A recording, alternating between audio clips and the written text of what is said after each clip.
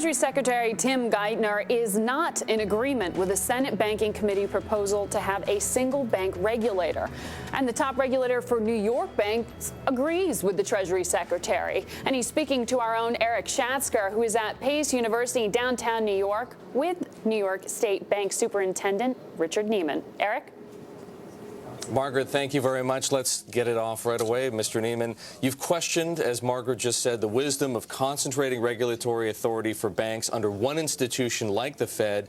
You say we need multiple layers of oversight, likening it to Olympic judges, for example. Now, I know some people would question the performance of our financial system as Olympic, or at least worthy of it, but what is it that state regulators need to do that you don't believe the Fed or another institution of its like could do by itself? No, I think what the main point is in regulatory reform is we maintain a dual banking system, allow the states to be a critical partner in both supervision and consumer protection. I agree with the administration's position of combining the OTS and the OCC to eliminate regulatory arbitrage.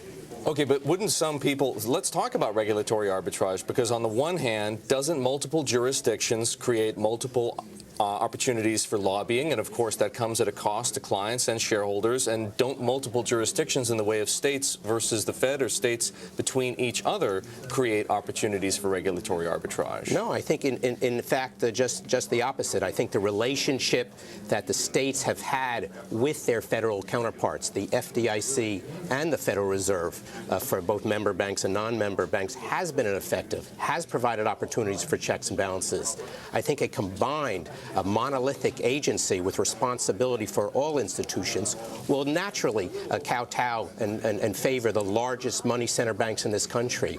I think having that diversity, having those checks and balances, having the voice of the state regulator, focusing on community banks, focusing on the interests of foreign banks and member banks is critical. That avoids the issue of regulatory capture. I believe it does. What about those people who will question the role of state regulators and say, our federal regulators may have failed us going into this crisis? It's not like the states did any better. No, you're absolutely right. I think looking back, there's a lot of fingers to point, a lot of parties to blame. But why should we believe that the states are going to do a better job on the other side of this crisis than they did going in? Because they're already evidencing that they're doing a better job in regulating, licensing all the mortgage loan originators in this country through a uniform system recognized by Congress to standardize that implementation. What you need is, sorry to interrupt. Right ahead, I think please. what we need is a greater level of coordination. I've called it a new federalism. You need more cops on the beat, not less. We need more cooperation between the federal government and the state governments, not less. Okay, how do we achieve that without imposing an enormous bureaucracy on top of the bureaucracy that already exists in the bank regulatory system? No, I think simplifying the process, eliminating bureaucracy is critical. Let's build on what we have that is best in the system and eliminate what's weak. Okay, everybody agrees that that makes sense, but how do you actually do it?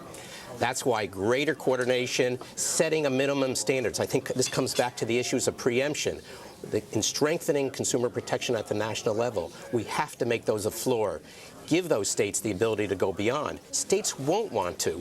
I think it's in the interest of all of us to have uniform standards. Make those standards strong enough that states don't have to go beyond. I've got time for one more question. TARP. You're in the Congressional Oversight Panel for the TARP program. It's coming up for renewal at December 31st. Should the TARP money that's left be used for other things? Checks to seniors, some kind of other stimulus effort? I made a recommendation personally to Secretary Geithner last week that consideration should be used to use those TARP funds to enhance the foreclosure rescue efforts, to provide temporary assistance to individuals on a short-term emergency basis. Richard, thank you very much. That's Richard Neiman, the Superintendent for Banks